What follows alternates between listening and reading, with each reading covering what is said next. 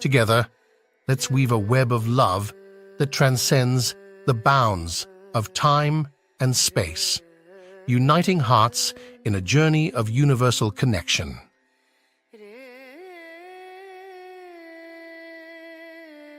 He said, it's better to walk alone than to walk with a fool. If you want, consciously you can evolve in this evening. There is no limit as to how a human being can become. This is something that every human being must do. Then coming together will be hugely rewarding. When Gautama, the Buddha, was asked, is it better to walk alone or in company? He said, it's better to walk alone than to walk with a fool. Well, that's him, not me. He was quite sure that only a fool will walk with you. So he said, it's better to walk alone than to walk with a fool. Certain lore in this country says, when you want to do a short and quick journey, walk alone.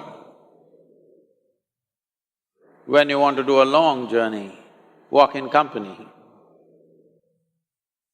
But the important thing is, who is walking with you? Not always being together is a good thing. Many times, being together can be a nuisance. So, first and foremost, unless you are a twin, even then, we come alone and we go alone. If one does not know how to be by himself or herself, then being together can be a lot of nuisance. We are referred to as human beings. Human beings means every other creature is what it is simply because of what it does. But a human being can simply be, which is a unique quality of the human being, that we can simply be, that we are not compulsive action, that's what it means. Our action is conscious and judicious. But generally, when people get together, generally, people are in compulsive action. It can be an association where there could be a purposeful action, or it can be a gang where there can be more purposeful action, or it can be a crowd which can be a compulsive action. So essentially, to be human means we have reached that point of evolution within ourselves that if we wish, we can simply sit here, just be. We can consider as to what action to take and what not to take. This is definitely individual. When individuals come together, we say, it's we in plural, but still it is individuals who have to come together. To be an individual means you are not further divisible. That means you're just one. People find different ways to divide themselves within themselves. In India, with 8,000–10,000 years of cultural history, we have invented various words to divide ourselves.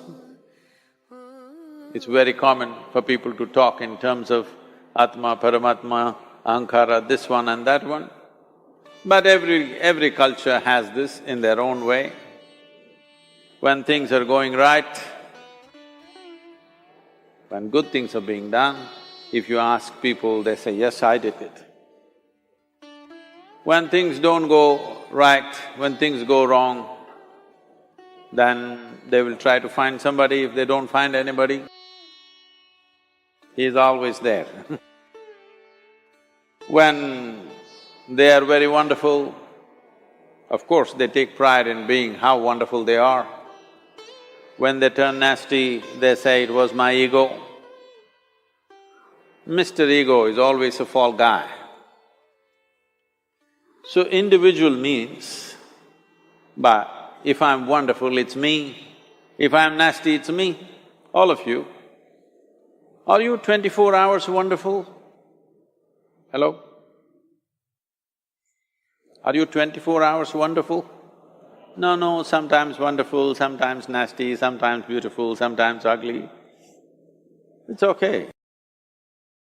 If we understand it is me who is capable of being absolutely wonderful and it is me who is capable of being absolutely nasty another moment, then gradually the number of moments of nastiness will keep on receding.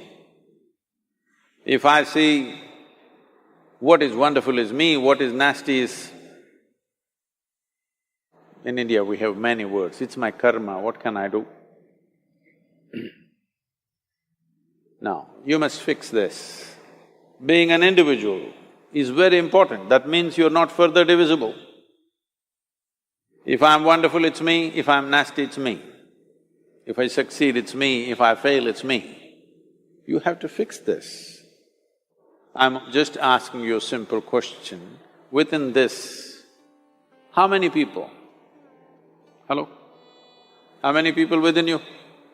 1, 2, only one. If you're one, you're a normal human being.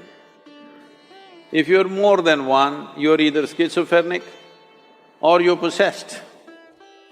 You either need a psychiatrist or an exorcist. But you will see whenever things don't go right, another guy will pop up from somewhere.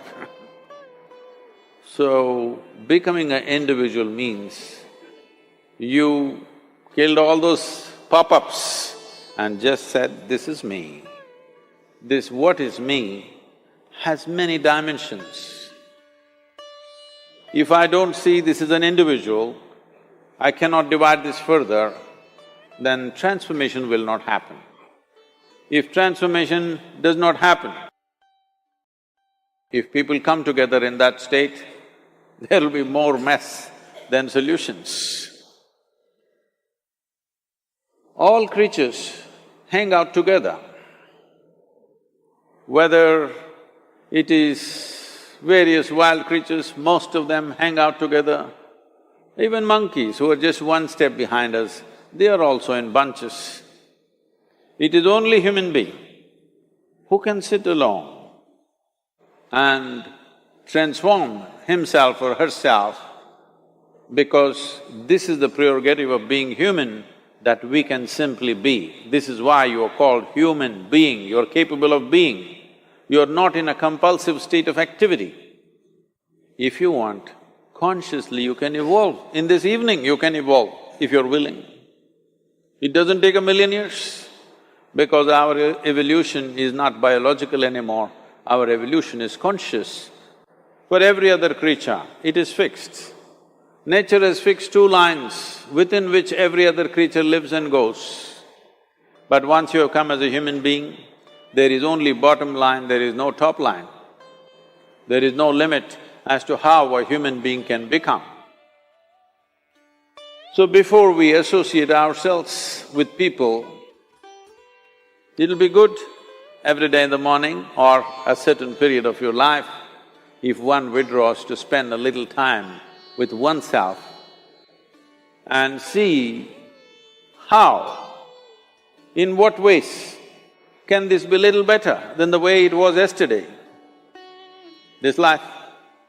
How it can be a little better life than what it was yesterday, because most people are coming together for their needs. To fulfill needs, people come together. Some people come together to fulfill a purpose or a cause. Some people come together to eat, drink and be together because they cannot be alone. This is something that every human being must do. A certain period of time, You do one thing, just 24 hours, take a break from everything, not today, right now you're among people. You take a break sometime, just 24 hours.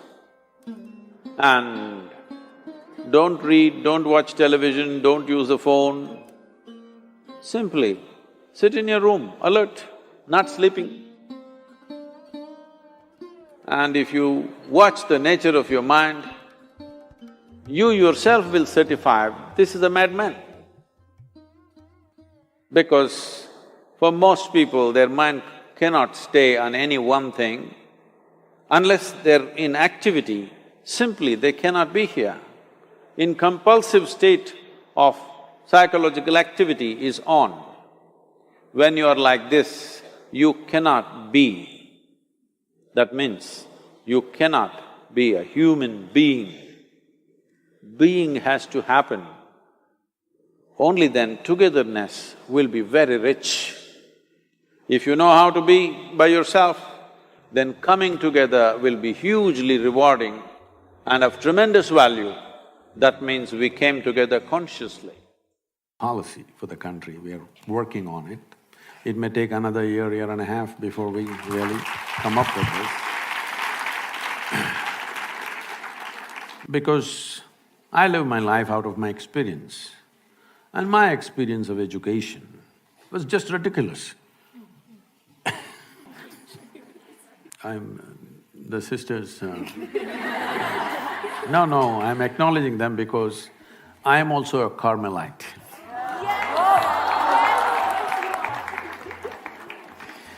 One year, on my second standard, I was in the Christ the King convent, and in my seventh standard, I was in my Nirmala convent. No school would keep me for more than 1 year. Because I never understood, why the hell am I going to the school? Nobody explained to me. It's very… please, whatever I say, please, I want you to listen to this carefully because it could be misunderstood completely. Because when I was 4.5 years of age, one thing struck me, that suddenly I did not know anything. I do not know anything means I do not know anything at all. If somebody gives me a glass of water, I do not know what is water. Well, I know I can drink it, I can use it, I know how to use it, but I don't know what it is. So I keep staring at the water for hours on end. Well, actually the fact is, even today you don't know what is water, if you really look at it. We know how to use it, we know how to destroy it, but we don't know what it is really. With all this scientific exploration, we do not know one single atom in its entirety. We know how to break it, fuse it, make a bomb out of it, all these things we know, but we don't know what it is. So if I found a blade of grass, I'm just staring at it for hours.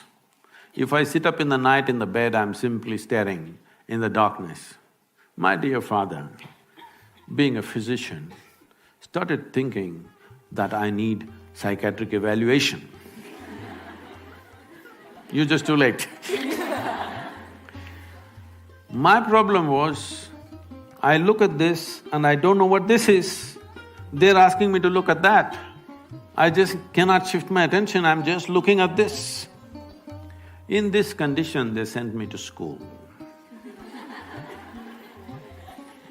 My mother said, don't look here and there, pay attention to the teacher. I went and looked at the teacher. Absolute attention to the teacher, the kind of attention they had never received in their life. Many things happened in this, I don't want to go into the detail.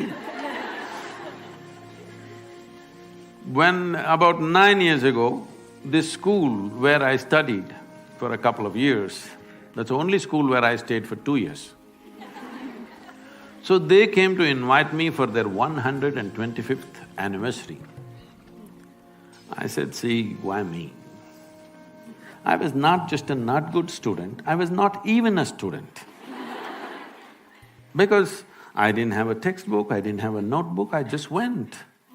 I just had a bicycle. I thought it was good enough. So, I said, why me?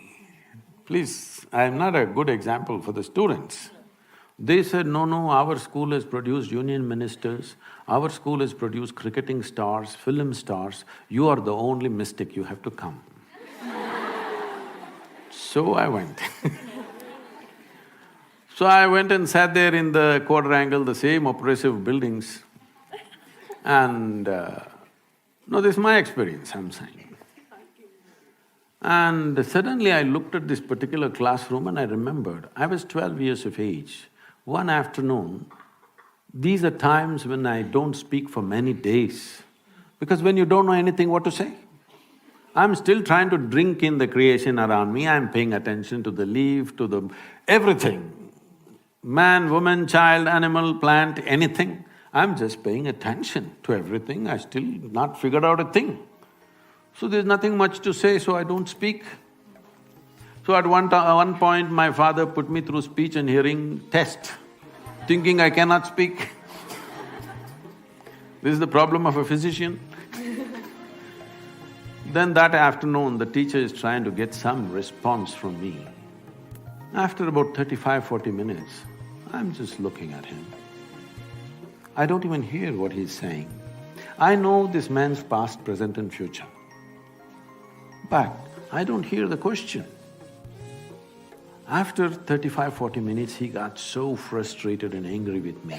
He came and held me by the shoulder, shook me like this violently and said, you must either be the divine or the devil. I think you're the later. I didn't feel insulted or abused, I just thought about this.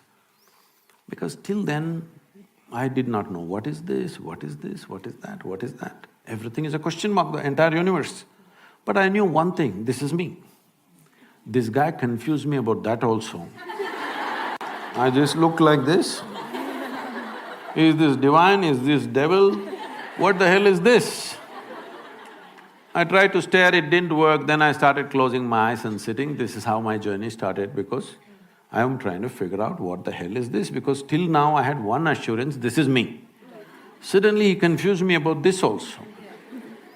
Why I'm telling you this is, see, we have set up education factories to feed for other factories, larger factories. You must all understand, day in and day out when everybody talks economy, economy, economy, you must understand you are just raw material. You're not human beings. That's where we're driving the world, entire world. When economy is the most important thing, this is how you will run the education. There is no time for any tenderness, there is no time for any nurturing, there is no time for anything, because everybody has to pass at a certain age and get into the job and make money, and then in the end, I don't know what, they'll relax in the end when they're 75. So this has to change, but for this to change, we have been in 15–20 generations of poverty in this country. Your parents have relaxed a little bit. My time, our parents were so hyper about how will you earn a living, how will you earn a living. I said, why are you bothered about how do I earn a living? Tell me when you don't want to feed me, I'll just go somewhere. I'm capable of getting my food, and I have no problem of wanting to live like somebody else. I'm not bothered what somebody else has. I know I will never go hungry, I will find my food somehow. I went into the jungle and stayed for 3 weeks by myself, and I managed to survive off the jungle. So I knew if nothing works, I'll go into Western Ghats. So why I'm saying this is, we become too overly concerned about survival process. For the society to relax a little bit, I think economic development is needed. See, these two things are like this. If economic development is much more and there is ease, that if you… let's say you don't pass your examination, you won't fall on the street and get lost. If that assurance is there, everybody will relax a little bit, feet off the throttle a little bit will happen. So right now we created three different dimensions of education. One form of education is just for rural India, because for them it's economic. For them to get out of that economic and social pit in which they are, a certain type of education. Another form of education for those parents who are reasonably affluent, who want their children to be exposed to a variety of things. Here at least 50% of the time is dedicated to art, music, theatre, like this, and the school is created like a museum, almost. So children live here in a completely different way. And we have another school which you saw the girls dancing. From the age of 6 to 18, there is no academics for them. They learn only classical dance, classical music, Kalaripaitu, which is the mother of all martial arts, yoga, Sanskrit language and English language. This is all they learn. They don't go to any academic stuff. They go through 12 to 15 years of very severe training. You saw the girls dancing, but you don't know their fitness. If you ask them to just climb up here, they will just find their way up. They're like that. Physically, the main focus is to grow the body and the brain to its fullest without any intent. See, the problem is at the age of 3, people like to hear their sweet little girls say, "What will you become?" "I'll become doctor." At the age of 3. So from the age of 3, you're wishing a lot of people will be sick in the world.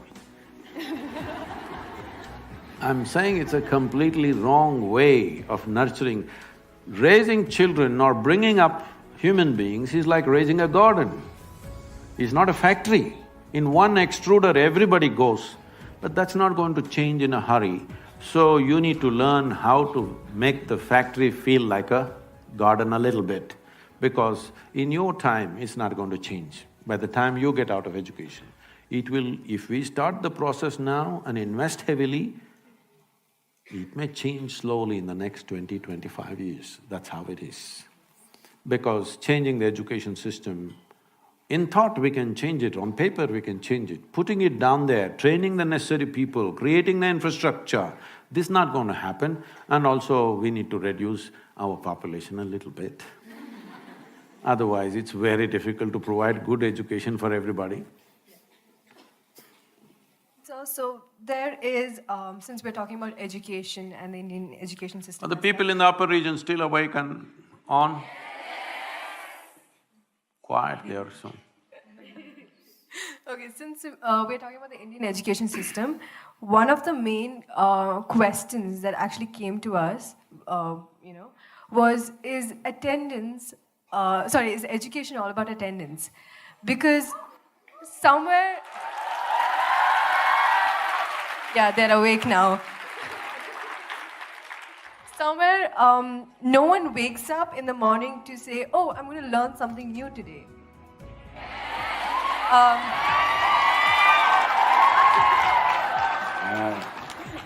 She wants to become a star in the college.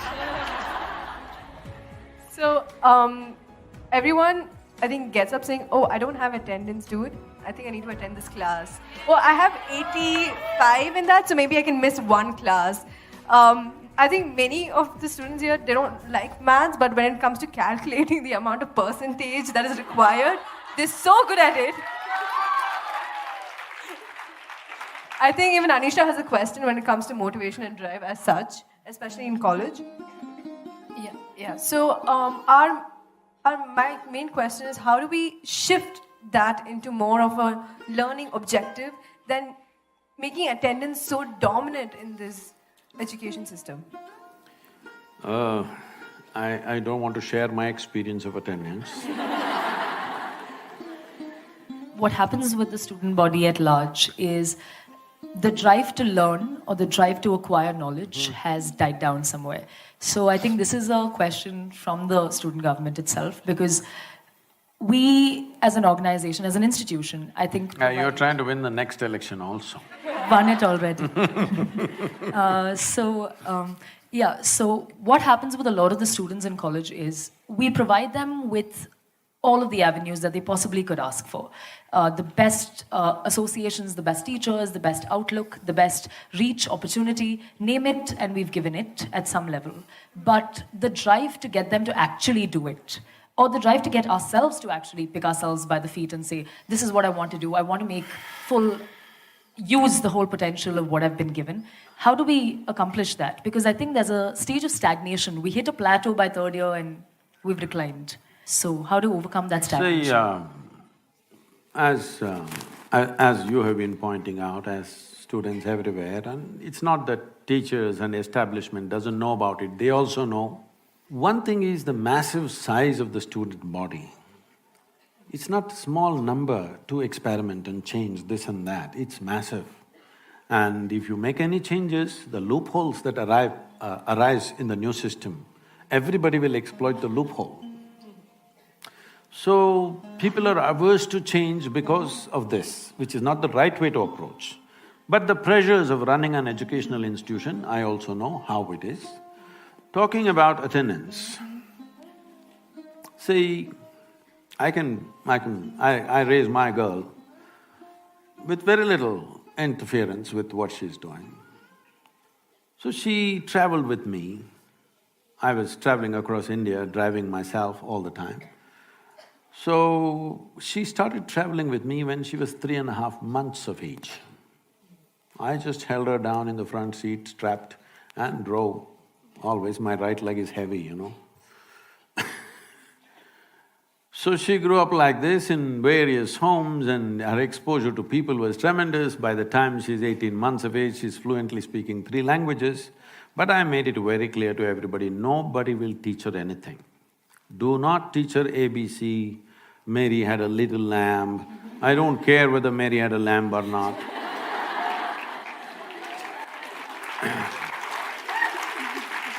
So, I made one rule, you can play with her, you can do whatever, nobody is going to teach her 1, 2, 3, ABC, nothing. No rhymes, no nothing. Well, she picked up some cinema tunes, this and that, like Sounds of Isha singing, she picked up those tunes by herself, but nobody taught her anything. Then I thought I'll never send her to school, she can just be with me, but one big problem is you cannot provide that age group company, which is very important. She may become my age when she is still 10, 12. So I sent her to a school which is most relaxed without too many restrictions. When she was 12, 13 years of age, one day she came to me, something that happened in the school upset her emotionally and she came to me and she said, "You're teaching everybody so many things, you don't tell me anything." I said, "See, I don't teach anything to anybody unsolicited. Now that you've come, we can talk, I think." I said, "This is all you have to know. Never look up to anybody." She looked at me like this. I said, "Even me? Because if you look up to me, you will miss the value of who I am. Maybe you'll hang me on the wall and nail me to the wall and smoke me out of your house with incense. But you will miss the value of who I am, you have to look at me for who I am. So don't look up to anybody, don't look down on anybody. This is all… Just think through this. Because all human beings have fixed it, something is good, something is bad, something is high, something is low, something is superior, something is inferior. In this state, there's no education, if you ask me. Only misuse of knowledge. So this is all you have to know, never look up to anything, never look down on anything. You will become absolutely present and very human, full-fledged human.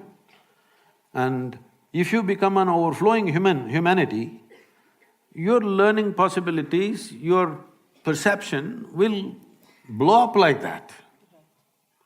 That's what we need to do, but how to do it, they were telling me in these premises there are 10,000 girls. How to do it with 10,000 girls? It's tough. Okay, we will limit it to only 2,000 girls, then there will be strike outside on the street. Why are you not giving us admission?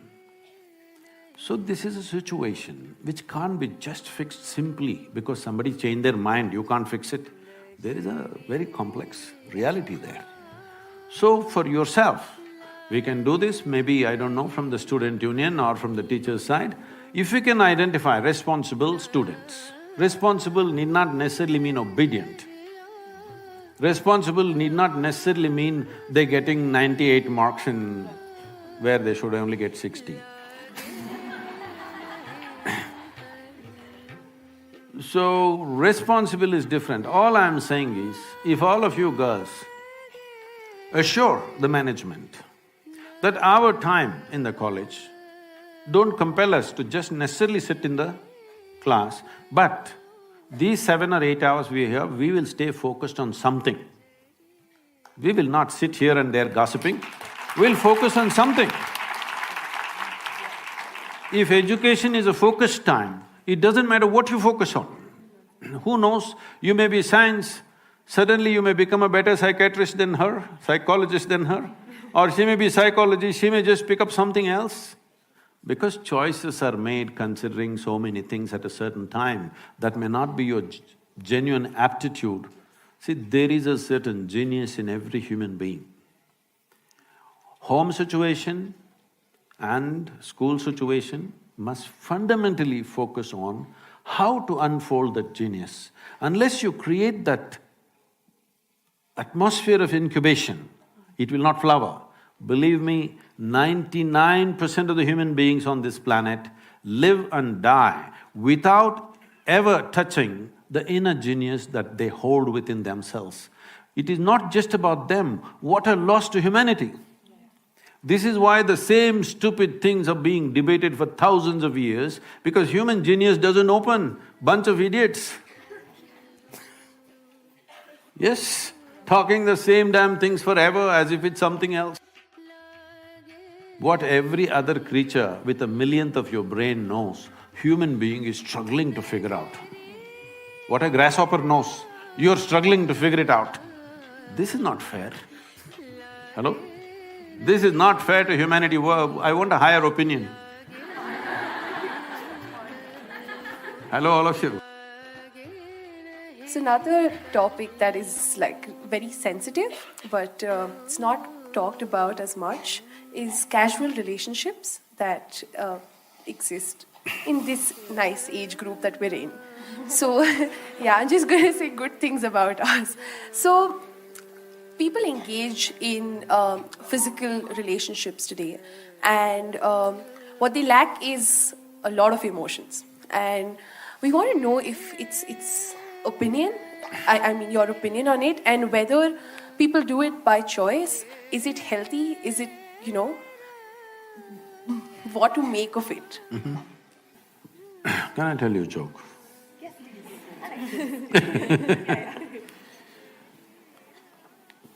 There was one Mrs. Bhatia. No Bhatias? I could change the name. There was one Mrs. Bhatia who was having her 50th wedding anniversary. They had a wedding anniversary, and the next day she filed for divorce. The judge saw the divorce petition. He was also a good family friend. So he called her and he said, "Why you want to divorce your husband? He's such a sweet little thing. Why do you want to divorce him? On what grounds you want to divorce him?" She said, "He's not been faithful to me. He's been cheating me." How do you come to this conclusion? Just yesterday you had your 50th wedding anniversary, you were fine yesterday, how do you conclude this? I got little nostalgic and started flipping through the photo album. Then I saw none of my 5 children resemble him.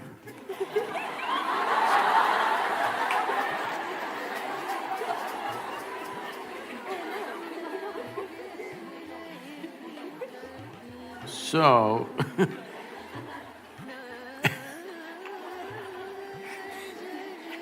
see, right now, do you remember how your great-great-great-great-great-grandmother 10 generations ago looked like? You don't. But her nose is sitting on your face right now. Your body remembers, yes or no?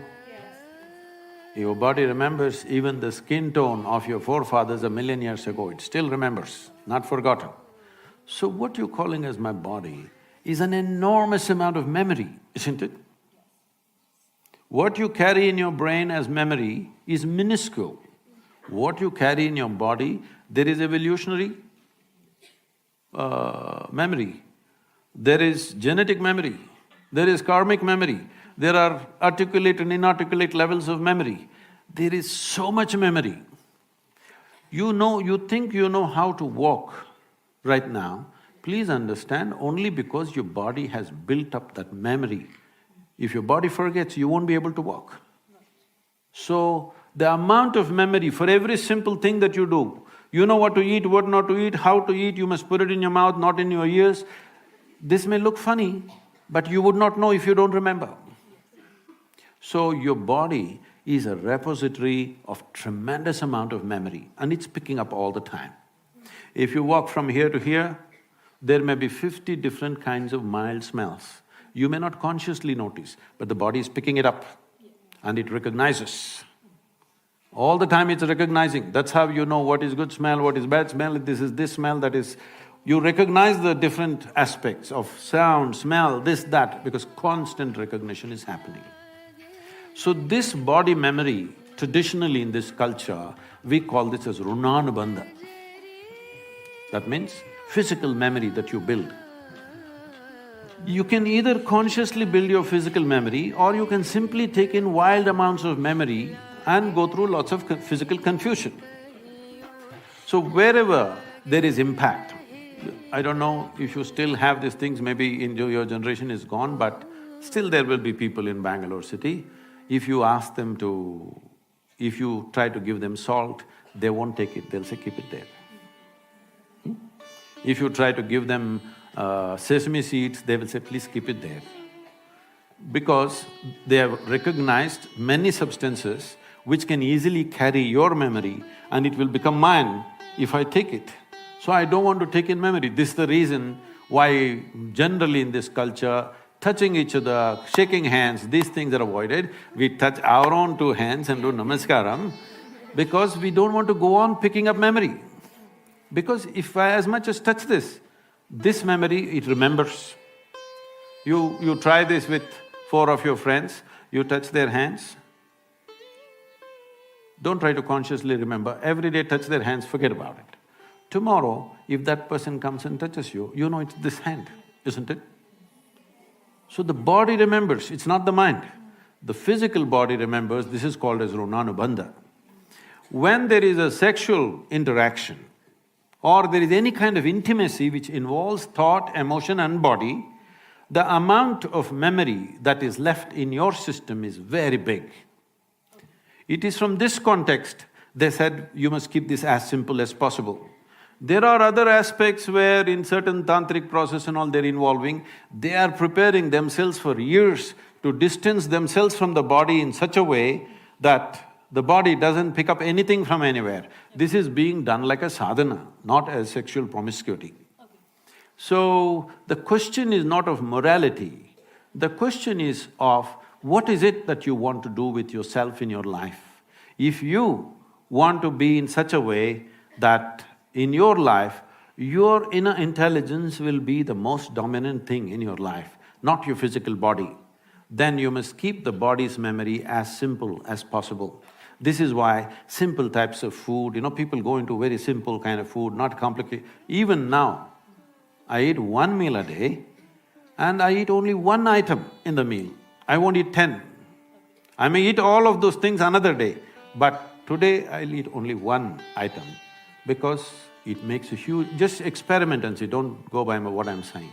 Just experiment and see, especially when your examination time comes, eat simple food and see what a difference it makes for your intelligence, how it functions, how alert you are, everything. So, what is it that you're trying to build yourself to? Do you want to build yourself to be a sexual supernova or… No, I'm saying some people may have that intention, that's up to them.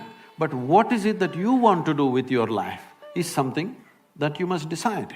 If you have decided that, it's very, very important that you don't unconsciously pick up enormous amount of memory because this will lead to… Later on you will see, it'll become very difficult to remain peaceful and joyful in your life, no matter what good things may be happening. Simply because there is confusing memories in the system. When something else of similar nature comes, the body goes into a turmoil of confusion. It may not translate into your mind.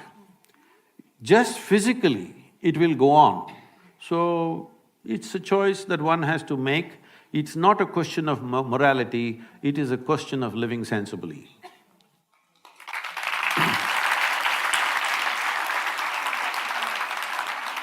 Thank you so much, Sadhguru. Now we shall be entering into the social media questions that our students have been sending in. So the first question is sent in by Shivangi Sharma. Lots have been spoken or debated about feminism. Girls are doing different things in the name of feminism. Is there any meaning to feminism, or are we fighting a non-existing idea? See, there is a meaning to equal opportunity for all human beings. You should not even consider their gender. Women should have rights, I don't like that. All human beings should have equal opportunity.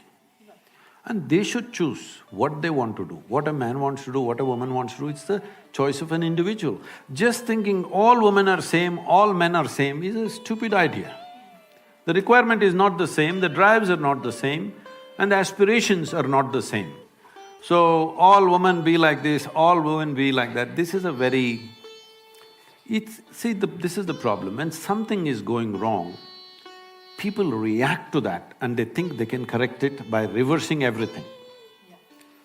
Reverse is not the answer, reaction is not the answer. What you do in reaction will always lead to one kind of injustice, will lead to another kind of injustice.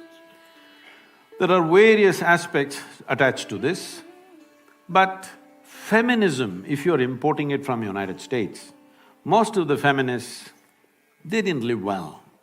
They talked and talked and talked, and in the end their life is empty. Not because there is no man, you don't need a man, it's your choice, okay? But the problem is constantly being in a state of reaction doesn't lead to well-being of a human being. This is one species, we should not forget this. These are not two species, this is one species. The species is made in such a way that they have to…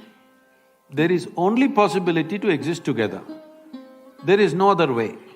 Question is how much need you have for the opposite gender, or you don't have need for it, that's up to individual choices. But fundamentally, there is no such thing as superiority or inferiority. Once again, this superiority business has come, or this male domination has happened in various societies, mainly because we made economics the most important thing. Money is the only value. Now, the go-getter in the family is the only value. Let me share this with you.